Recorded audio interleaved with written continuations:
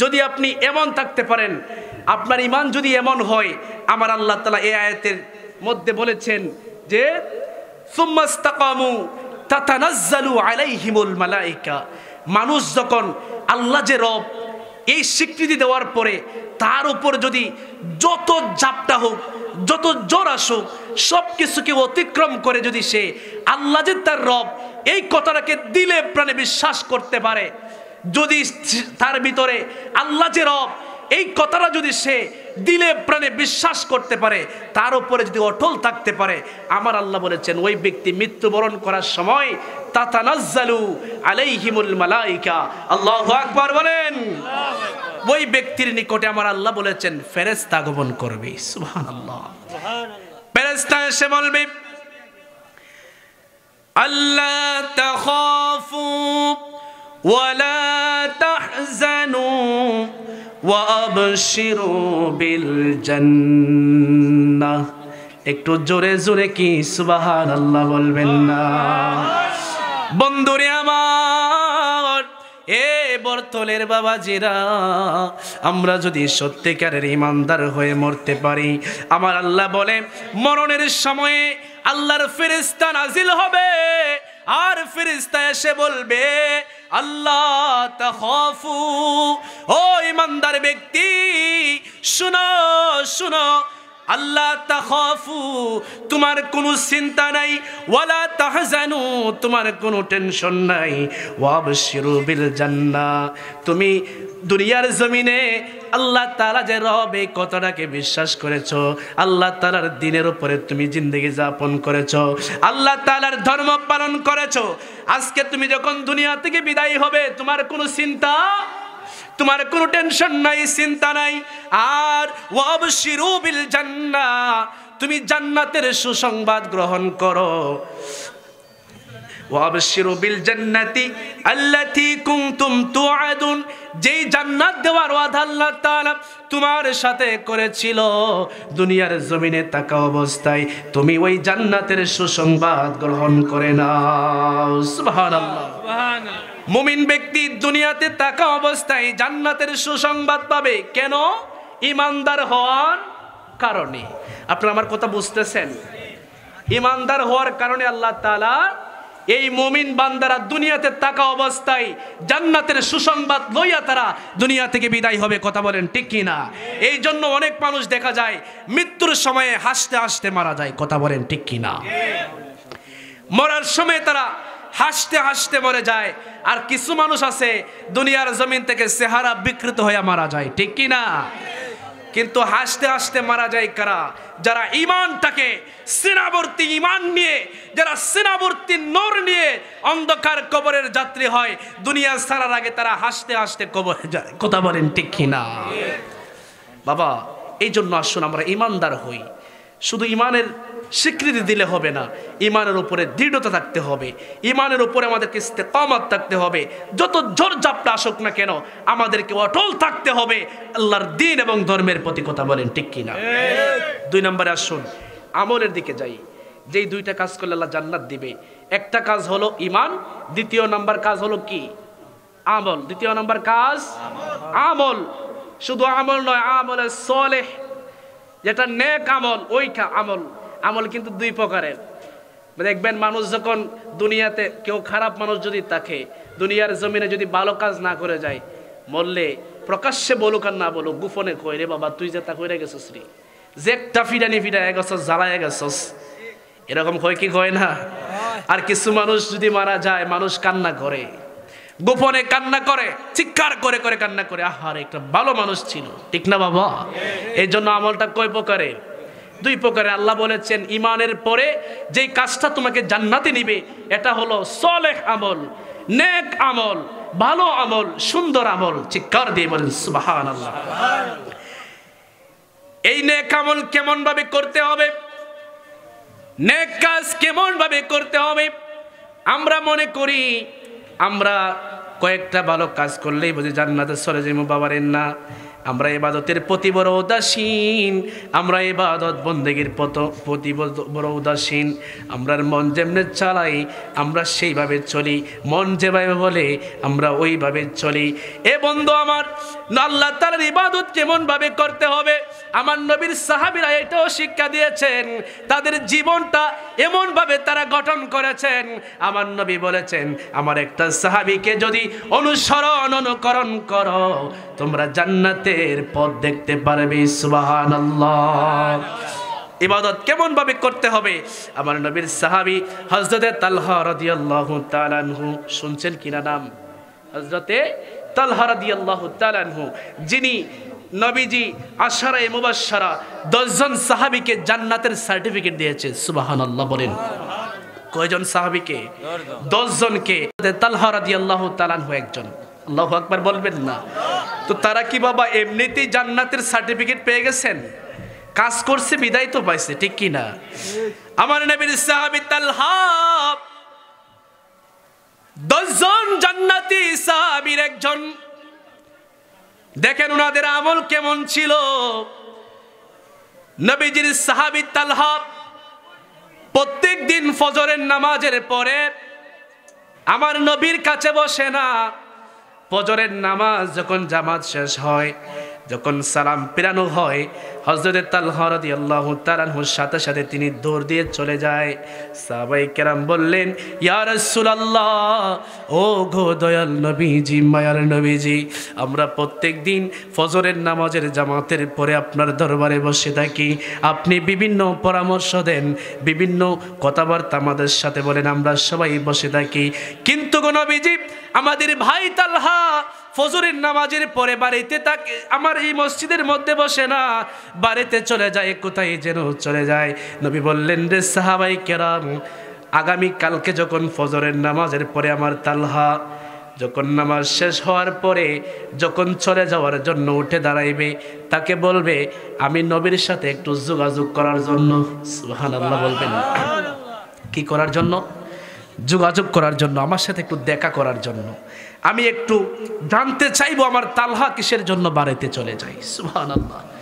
তালহা কেন বাড়িতে চলে যায়? আবার নবীজির কাছে এই পয়গাম খবর আছে কিনা নাই? আরো জোরে বলেন, আছে কিনা নাই? মজার বিষয় হলো বাবা, জানেন, এটা কিন্তু আমি আমার মন গড়া কথা বলছি না। বুখারী শরীফ সিহা সিত্তার 6টা কিতাব নির্ভেজাল বিশুদ্ধ 6টা কিতাবের মধ্যে প্রথম নাম্বার যে কিতাব, এই কিতাবের নাম হচ্ছে সহিহুল বুখারী। মাশাআল্লাহ বলেন না? সহিহুল বুখারী। ওই কিতাবের মধ্যে এসেছে আমার নবী নামাজের মধ্যে দাঁড়াইছে। কিসে দাঁড়াইছে? নামাজে দাঁড়াইছে, ইমামতি করবেন। সাহাবায়ে কেরাম তারা লাইন ধরতেছে, কাতার বাঁধতেছে নামাজ পড়ার জন্য। নবীজি পশ্চিম দিকে রুখ করছে। নামাজে যখন ইমাম সাহেব দাঁড়ায়, ইমাম সাহেবের রুখ থাকে কোন দিকে? পশ্চিমে। পিছনে তাকে মুসল্লিরা। নবীজি পশ্চিম দিকে তিনি চেহারা মুবারক করে দাঁড়াইছে, পিছন দিক দিয়ে সাহাবীরা লাইন ধরছে। লাইনটা একটু বেঁকা হয়েছে। সুবহানাল্লাহ বলেন। লাইনটা কি হয়েছে? বেঁকা হয়েছে। নবীজি নাম ধরে বলতেছে, যে সাহাবীর জায়গাটা একটু বাঁকা হয়েছে, নবী বলতেছে, সাহাবীরে, এই অমুক সাহাবী, তোমার জায়গাটা একটু বাঁকা হয়েছে, তুমি সোজা হয়ে দাঁড়াও। আল্লাহু আকবার বলেন। নবীজি তাকানো কিন্তু পশ্চিম দিকে, আর মুসল্লিরা হলো পূর্ব দিকে। নবী পশ্চিম দিকে তাকাই বলতেছে, ও অমুক সাহাবী, তুমি যেই জায়গায় দাঁড়াইছো ওই জায়গাটা একটু বাঁকা হয়েছে, একটু সোজা হয়ে দাঁড়াও। কে বলছে? নবীজি। এটা অথেন্টিক হাদিসের রওয়ায়াত দ্বারা প্রমাণিত। এটা কোনো মাউদু হাদিস নয়, এটা কোনো আপনার হাসান হাদিস নয়, সরাসরি সহিহ হাদিসে প্রমাণিত। আমার নবী পশ্চিম দিকে তাকালে পূর্ব দিক দিয়েও দেখতে পারে। সুবহানাল্লাহ। তালহা কিসের জন্য বাড়িতে যায় আমার নবীর কাছে খবর আছে কিনা নাই? নবী বলে, তালহা, এ তালহা, প্রত্যেক দিন ফজরের নামাজের পরে বাড়িতে কেন চলে যাও? আমার সব সাহাবীদি আমার কাছে বসে থাকে, আমার কাছ থেকে দরস নেওয়ার জন্য তারা বসে থাকে, আমার কাছ থেকে ওয়াজ নেওয়ার জন্য, নসিহত নেওয়ার জন্য বসে থাকে, তুমি কেন বাড়িতে চলে যাও? তালহা বলে, ইয়া রাসূলুল্লাহ, ইয়া হাবিবাল্লাহ, নবীজি আমি কিসের জন্য বাড়িতে চলে যাই? আমার অন্যান্য ভাইরা হয়তো জানে না, বুঝে না, কিন্তু আমার বিশ্বাস আপনি নবী। আমি তালহার বাড়িতে চলে যাওয়ার ঘটনা জানেন। আল্লাহুম্মা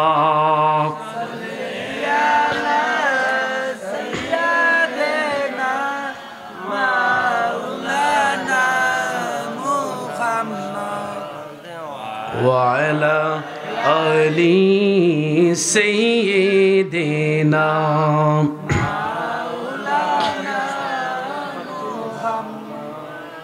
বন্ধুরে আমার গভীর মনোযোগ।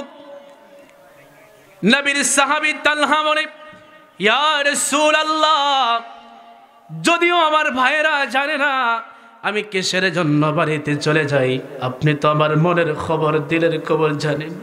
নবীজি আমার বাড়িতে কাফর পরার, নামাজ পড়ার জন্য কোনো কাফর নাই গো নবী। এই যে দেখেন আমার শরীরের মধ্যে একটা জামা, একটা কাফর। নবী গো, আল্লাহর কসম কে বলি, আমার ঘরের মধ্যে ওই কাফরটা ছাড়া আর কোনো কাফর নেই। ওগো নবীজি, ফজরের নামাজ পড়ার পরে আমি যদি এখানে বসে থাকি, তাহলে তো ফজরের নামাজের পরে সূর্য উদয় হয়ে যাবে। নবী গো, আমি যদি ঠিক টাইমে বাড়িতে পৌঁছাইতে না পারি, আমার স্ত্রীর নামাজটা কাজা হবে। সুবহানাল্লাহ বলেন। ওগো নবীজি, আল্লাহর কসম কে আমি বলি, আমি তালহার বাড়িতে আমার শরীরের মধ্যে যে কাপড়টা রয়েছে নবী গো, ওই কাপড় ব্যতি রেখে আর কোনো কাপড় নেই গো নবী, যেই কাপড় পরে আমার স্ত্রী নামাজ আদায় করবে। ইয়া রাসূলুল্লাহ, নবীজি ওই কাপড় পরে আমি নামাজ পড়ি, পাঁচ ওয়াক্ত নামাজে আপনার কাছে উপস্থিত হই। আর আমি যখন নামাজ পড়ে বাড়িতে যাই, আমি তখন পর্দার একটা অন্তরালে চলে যাই, আর আমার স্ত্রীকে দেই কাপড়টা পরে সে নামাজ পড়ে। সুবহানাল্লাহ বলবেন না? এক কাপড় দিয়া জামাইও নামাজ পড়ে, স্ত্রীও নামাজ পড়ে। কয় কাপড় দিয়া? আর জোরে বলেন, কয় কাপড় দিয়া? এক কাপড় দিয়া। কান্দা কান্দা তালহা বলে, ইয়া রাসূলুল্লাহ, ফজরের পরে যদি আমি বসে থাকি,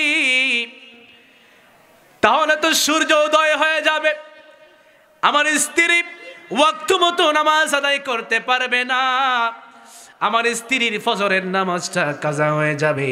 এই জন্য আমি ফজরের পরে আর বসে থাকি না, একটা দৌড় দিয়ে আমার ঘরের মধ্যে চলে যাই। তুমি আমার মদিনায় নিবানি, দয়াল নবীজি আমার মদিনায় নিবানি, তুমি আমার মদিনায় নিবানি, দয়াল নবীজি আমার মদিনায় নিবানি। নবীজি আমি তোমার প্রেম ভিখারি, তুমি উম্মতের কান্ডারি, আমি তোমার প্রেম ভিখারি, তুমি উম্মতের কান্ডারি, দেখা দাও গো চেহারা নোরানি, দয়াল নবীজি আমার মদিনায় নিবানি, তুমি আমরা রে মদিনায় নিবানি, দয়াল নবী।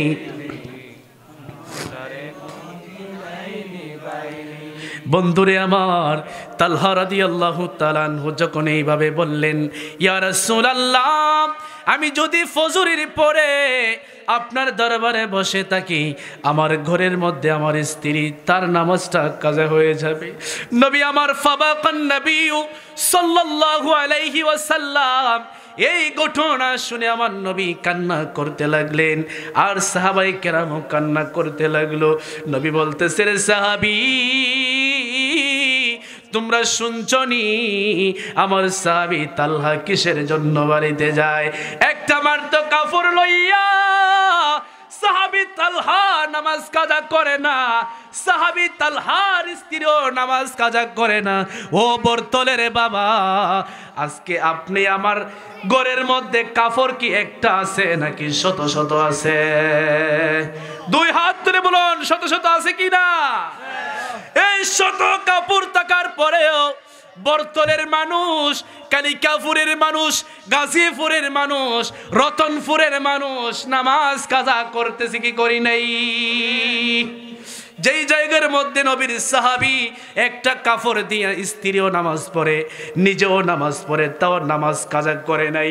আর ওই জায়গার মধ্যে আমাদের শত শত কাপড় ঘরের মধ্যে, আলমারির মধ্যে, সুটকেসের মধ্যে ভরা, কিন্তু এত কাপড় থাকার পরেও নামাজ আমরা কাজা করতেছি। কথা বলেন ঠিক কিনা? এই রকম ইবাদত দিয়ে, ওই রকম ঈমান দিয়ে কি জান্নাতে যাওয়া যাইবনি? বাবারে, জান্নাতে তো সোজা না। ওই যে বলছিলাম দুইটা কাজ করলে আল্লাহ জান্নাতে দিবে, ওই দুইয়ের ভিতরে আমার আল্লাহ তাআলা সব ঢুকায়া। দেখবেন আপনি যখন 5-এর গাইড কিনবেন, 8-এর গাইড কিনবেন, দেখবেন লেখা আছে একের ভিতরে সব। আমরা ভাবতে পারি হয়তো দুইটা কাজ খুব সহজ হবে, না, এত সহজ নয়। জান্নাত আল্লাহ তাআলা যে আমাদেরকে দিবে এত সহজ নয়। এই দুর্বল ঈমান দিয়ে জান্নাত তো দূরে থাক, জাহান্নামেরও যে 7টা স্তর আছে, এই স্তরের মধ্যে না জানি আমাদের মন সাক্ষী দেয় আল্লাহ হয়তো সবচেয়ে নিম্ন জাহান্নামে আমাদেরকে দিবে। কথা বলেন ঠিক কিনা? জাহান্নামের মধ্যে কিন্তু কোয়ালিটি আছে। 7টা জাহান্নাম থেকে আল্লাহ পাপীদের পাপকে করে আপনার বিবেচনা করে তিনি কি করবেন, 7টা জাহান্নাম থেকে একটা জাহান্নাম দিবেন আমাদেরকে। তো আমরা যেমন ঈমান, আমরা যে আমল, আমার তো মনে হয় জান্নাত যাবে তো দূরে থাক, আমরা জাহান্নামের মধ্যে কোথায় যাই সেটাও কোনো আমরা কল্পনা করে পাই না। আপনারা বলেন যে সাহাবীদের সম্পর্কে আয়াত নাজিল হয়েছে, রাদিয়াল্লাহু আনহুম ওয়া রাদু আনহু, আল্লাহ তাদের উপরে খুশি, আল্লাহ তাদের উপরে রাজি, তারাও আল্লাহর উপরে রাজি। তারা এই রাজি হওয়ার কাজ করছেন বিদায় আল্লাহ তাদের উপরে রাজি হয়েছে। কথা বলেন ঠিক কি না?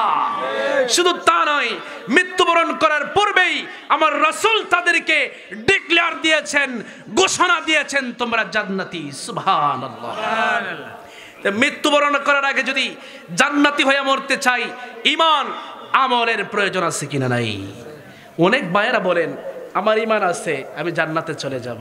ভাই, আপনি এত গ্যারান্টি কোথেকে দেন? কোথা থেকে দেন আপনি? আপনি কি হয়ে গেছেন আপনি যে এত গ্যারান্টি দিয়ে দেন?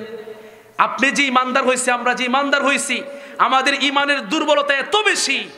সাহাবায়ে কেরাম যেই জায়গায় নিজের জীবনকে বিলীন করে দিতেন দ্বীনের জন্য, ইসলামের জন্য, সেই জায়গায় আমরা দ্বীনের জন্য, ইসলামের জন্য জীবন দিব তো দূরে থাক, একটা আঙ্গুল পর্যন্ত কাটতে রাজি না। কথা বলেন ঠিক কি না? যখন রামরা, বামরা, নাস্তিকরা যখন আল্লাহর দ্বীনের উপরে, রাসূলের বিরুদ্ধে, ইসলামের বিরুদ্ধে কথা বলে, আমরা নামদারি মুসলমানরা ঘরে বসে বসে তামাশা দেখি, তামাশা দেখি। কথা বলেন ঠিক কি না? যেই জায়গায় আল্লাহর নবীর সাহাবীরা জিহাদের ময়দানে গিয়ে জীবনটাকে বিসর্জন করেছে, কল্লাকে আলাদা করে দিয়েছে, ওই জায়গায় মুসলমানরা আজকে নাস্তিকদের প্রতিবাদ করব তো দূরে থাক, আমরা বসে বসে ঘরের মধ্যে টেলিভিশন ছাড়াইয়া, মোবাইল ছাড়াইয়া সংবাদ দেখি আর বসে বসে চা খাই। কথা বলেন ঠিক কিনা? এরকম ঈমান দিয়ে জান্নাতে যাওয়ার আশা করা যাবে? ভাই, ঈমানকে শুদ্ধ করতে হবে, বেজাল মুক্ত ঈমানদার হতে হবে, ত্রুটি মুক্ত ঈমানদার হতে হবে, ঈমানের কুওয়াতকে বাড়াতে হবে, তাহলে আল্লাহ তাআলা আমাদেরকে জান্নাত দিবে। কথা বলেন ঠিক কিনা? জান্নাতে যদি আমরা যাইতে চাই, এই দুইটা কাজ আমাদেরকে অবশ্যই করতে হবে। এই দুইটা কাজ ব্যতি রেখে কোনো মানুষ কোনোদিন জান্নাতে যাইতে পারবে? তাকবীর দেন, নারে তাকবীর, নারে রিসালাত।